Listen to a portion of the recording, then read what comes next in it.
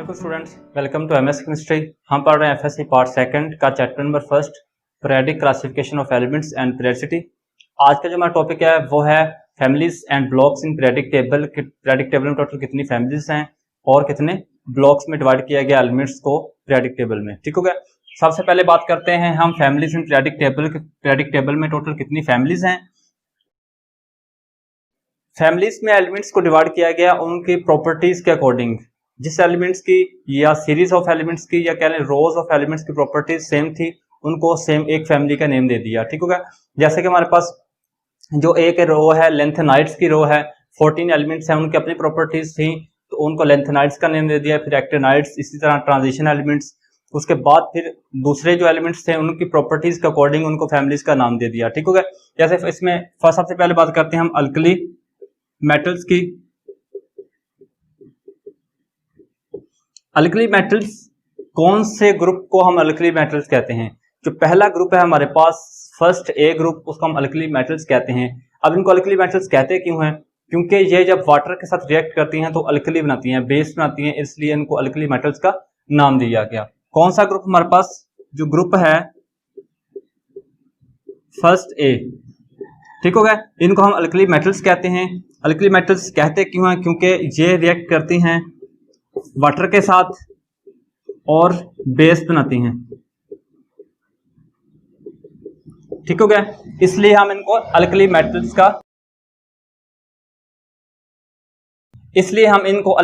का नाम देते हैं। ठीक हो गया। सेकंड जो है हमारे पास फैमिली है वो है अल्कलाइन।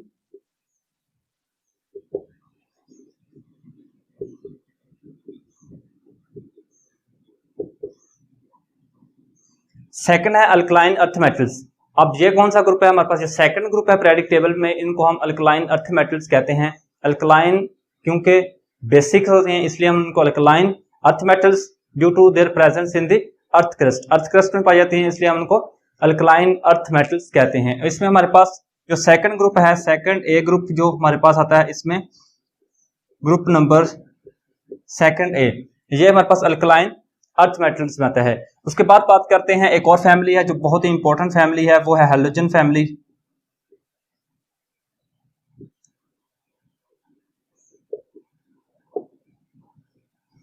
हैलोजन फैमिली, इनको हैलोजेंस का नाम क्यों दिया गया? इनको हैलोजेंस का नाम इसलिए दिया गया क्योंकि ये साल्ट्स बनाते हैं जब रिएक्ट करते हैं। जैसे हमारे पास फर्स्ट ग्रुप है, फर्स्ट ग्रुप और सेकंड ग्रुप के एलिमेंट्स हैं, उनके साथ रिएक्ट करते हैं तो साल्ट्स बनाते हैं। Due to their salt forming property they are called halogens. और इसमें कौन सा ग्रुप आता है? ग्रुप नंबर हमारे पास जो है वो 7A। 7A ग्रुप जो है वो हमारे पास इसमें आता है हैलोजेंस में। और ये रिएक्ट करती हैं, मैंने आपको कहा हमारे पास फर्स्ट या सेकंड ग्रुप के एलिमेंट्स के साथ रिएक्ट करेंगे। जैसे हमारे पास ये फर्स्ट ग्रुप का है, Cl रिएक्ट करेगा तो NaCl बनेगा। ठीक हो गया। इसी तरह हमारे पास अगर मैग्नीशियम की बात करें तो मॉलिक्यूल इसका रिएक्ट करेगा तो हमारे पास बनेगा MgCl2। सेकंड ग्रुप के साथ रिएक्ट करेगा साल्ट बनाएगा, फर्स्ट ग्रुप के एलिमेंट्स के साथ रिएक्ट करेगा साल्ट बनाएगा। Due to salt forming properties they are called halogens. उसके बाद बात करते हैं एक और फैमिली की जो कि जिनको हम नोबल गैसेस कहते हैं।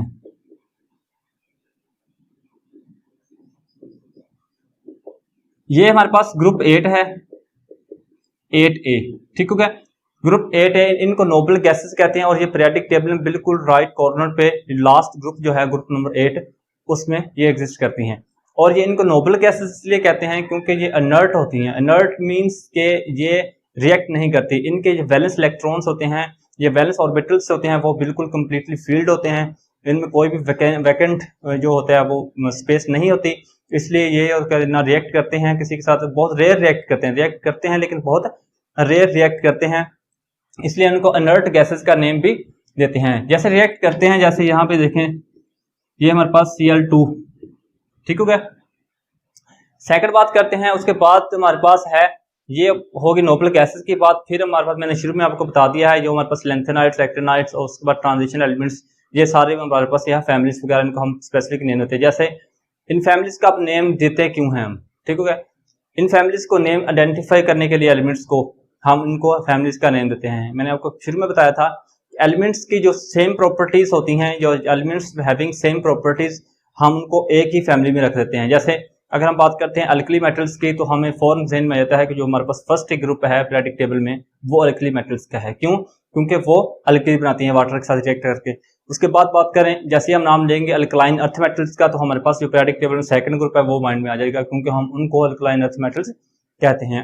हैलोजेंस का नाम लेंगे तो फौरन हमारे माइंड में आ जाएगा कि ये जो एलिमेंट्स हैं, ये ग्रुप जो है ये हमारे पास हैलोजेंस का है, और उनको हम हैलोजेंस क्यों कहते हैं वो भी हमारे माइंड में सब कुछ आ जाएगा अगर हमारे पास नॉलेज का होगा तो। ठीक हो गया। उसके बाद नोबल गैसेस की बात करें तो नोबल गैसेस भी एक बहुत स्पेसिफिक फैमिली पीरियोडिक टेबल में, जो कि बिल्कुल लाइट जो कॉर्नर है राइट कॉर्नर पे उसमें पीरियोडिक टेबल में एग्जिस्ट करती है। ठीक हो गया। इसमें ये हमारे पास थी फैमिलीज इन पीरियोडिक टेबल। अब बात करते हैं ब्लॉक्स इन पीरियोडिक टेबल।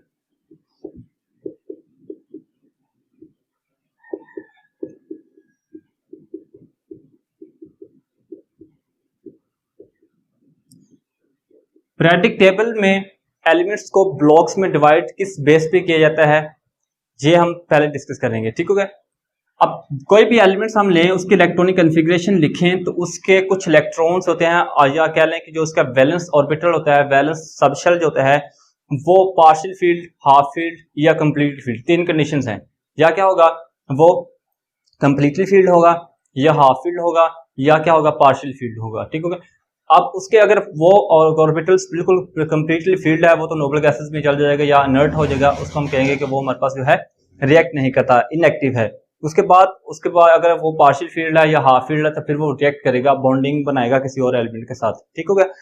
अब वो जो इलेक्ट्रॉन्स हैं उसके जोन से ऑर्बिटल्स में जो वैलेंस ऑर्बिटल्स होगा उसमें प्रेजेंट होंगे, हम उसी के अकॉर्डिंग उसको नाम देंगे। अगर किसी के वैलेंस इलेक्ट्रॉन्स जो हैं, कह लें कि आखिरी इलेक्ट्रॉन्स हैं वो वैलेंस एस ऑर्बिटल्स में हैं तो उसको हम कहेंगे एस ब्लॉक का। अगर किसी के पी में है तो उसको हम पी ब्लॉक का नाम देंगे, अगर किसी के डी में है तो उसको हम डी ब्लॉक का नाम देंगे। ठीक हो गया।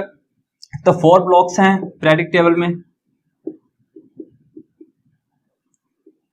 ये मैंने आपको एक कंडीशन बताई है, किस केस में हम इसको ऐसे भी स्टडी कर सकते हैं। कौन कौन से ब्लॉक्स हैं, एस, पी, डी और एफ। ठीक हो गया। ये 4 ब्लॉक्स हैं। पहली तो बात तो ये कि हम देखेंगे कि बॉन्डिंग में जो इलेक्ट्रॉन्स पार्टिसिपेट कर रहे हैं वो कौन से ऑर्बिटल्स के हैं, वो एस के हैं, वो पी के हैं, या वो डी के हैं, या एफ के हैं। जिस ऑर्बिटल्स के होंगे हम उस एलिमेंट को उसी ब्लॉक का नाम दे देंगे। एक तो कंडीशन ये है। या फिर दूसरी ये देख लें कि हम एक एटम की इलेक्ट्रॉनिक कॉन्फ़िगरेशंस लिखेंगे, इलेक्ट्रॉनिक कॉन्फ़िगरेशंस लिखते हुए उसके जो आखिरी इलेक्ट्रॉन्स होंगे वो जिस ऑर्बिटल में जाएंगे हम उसी को उसका नेम दे देंगे। जैसे इस केस में देख लें, जो हमारे पास फर्स्ट है एस ब्लॉक है, इसमें कौन कौन से एलिमेंट्स आते हैं। अगर हम लिथियम की इलेक्ट्रॉनिक कॉन्फ़िगरेशन लिखें, लिथियम हमारे पास Li, हमारे पास 3 एटॉमिक नंबर होता है इसका, 1s2 2s1। अब इसके जो है वैलेंस इलेक्ट्रॉन्स हैं वो किस में आ रहे हैं, एस सब शेल में, तो इसलिए इसको हम क्या दे दिया नाम एस ब्लॉक्स का। अब जब किसी भी रिएक्ट करेगा किसी एलिमेंट के साथ, ये बॉन्डिंग बनाएगा, तो वो जब बॉन्डिंग बनाएगा तो इसके कौन से इलेक्ट्रॉन्स पार्टिसिपेट करेंगे बॉन्डिंग में, एस वाले। दोनों कंडीशंस होंगी कि या तो वैलेंस इलेक्ट्रॉन्स की बात करें कि वो जिस सब शेल में आएंगे हम उस ब्लॉक का नाम दे देंगे, या हम कहेंगे कि जिस ऑर्बिटल्स के बॉन्डिंग में इलेक्ट्रॉन्स पार्टिसिपेट करेंगे हम उसको उसके ब्लॉक का नाम दे देंगे। सिंपल से आप ये बात याद रखें कि जब हम किसी भी एटम की इलेक्ट्रॉनिक कॉन्फ़िगरेशंस लिखते हैं उसके आखिरी इलेक्ट्रॉन्स जिस ऑर्बिटल्स में जिस सब शेल में जाएंगे हम उसको उस ब्लॉक का नाम देंगे। ये बात होगी इसकी। अब इसमें जो है एस ब्लॉक में हमारे पास आते हैं फर्स्ट ए ग्रुप और second A. First A group मैंने ये एग्जांपल लिख दी है। सेकंड ए की बात करें तो हमारे पास है मैग्नीशियम या बेरिलियम ले लें, इसी ग्रुप का पीरियड का। बेरिलियम हमारे पास 4 होता है, 1s2 2s2। अब ये भी हमारे पास किस में आ रहा है, एस में ही, एस सब शेल में। इसके लिए हम इसको नाम देंगे एस ब्लॉक का। ठीक हो गया। सेकंड बात करते हैं पी ब्लॉक की। अब पी ब्लॉक में वो एलिमेंट्स आएंगे जिनके वैलेंस इलेक्ट्रॉन्स जो है वो पी सब शेल में जाते हैं, या कह लें कि इसमें वो इलेक्ट्रॉन्स आएंगे जिनके जो बॉन्डिंग इलेक्ट्रॉन्स हैं वो पी ऑर्बिटल्स को रिलेट करते हैं या पी ऑर्बिटल्स में एग्जिस्ट करते हैं। ठीक हो गया। इसमें एग्जांपल लिखते हैं हम, कार्बन की ले लें, सल्फर की ले लें, ऑक्सीजन की ले लें, जितने भी ले लें, फ्लोरीन, क्लोरीन, ब्रोमीन, आयोडीन, वो सारे हमारे पास इसी में आते हैं। अब कार्बन हमारे पास है, इसका atomic number 6, 1s2 2s2 2p, total हमें 6 कर रहे हैं, 2p2, तो हमारे पास ये कितने हो गए, पूरे 6 में हमारे पास 6 हो गए। और इसके जो आखिरी इलेक्ट्रॉन्स हैं वो किस में आए, p में। अब इसमें जब बॉन्डिंग बनाता है तो यहाँ से इलेक्ट्रॉन्स एक्साइट होकर जाते हैं और ये 4 के 4 बॉन्ड बना लेता है हमारे पास। तो इसके जो बॉन्डिंग इलेक्ट्रॉन्स किस में है, वो पी में है, तो इसका हम पी ब्लॉक का नाम दे देंगे। ठीक हो गया। सल्फर के लिखेंगे, ऑक्सीजन के लिखेंगे तो वो भी हमारे पास पी में ही आएंगे। अब बात करते हैं हम डी ब्लॉक की।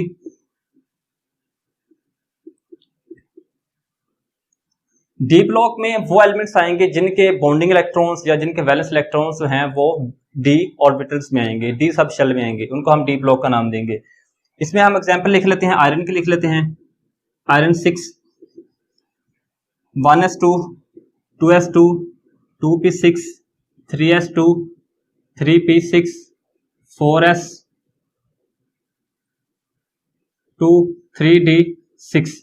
अब इसके जो वैलेंस इलेक्ट्रॉन्स हैं वो किस में आ रहे हैं, डी में आ रहे हैं, इसलिए हम कहेंगे कि ये जो एलिमेंट है आयरन है वो डी ब्लॉक का एलिमेंट्स है। ठीक हो गया। इस तरह वेनेडियम, हमारे पास मैंगनीज, किसी का भी इलेक्ट्रॉनिक कॉन्फ़िगरेशंस लिख लें तो हमारे पास उसके जो वैलेंस ऑर्बिटल्स आएंगे वो किसमें आए, डी में आएंगे, तो इसलिए हम उनको डी ब्लॉक का नाम दे दिया। ठीक हो गया।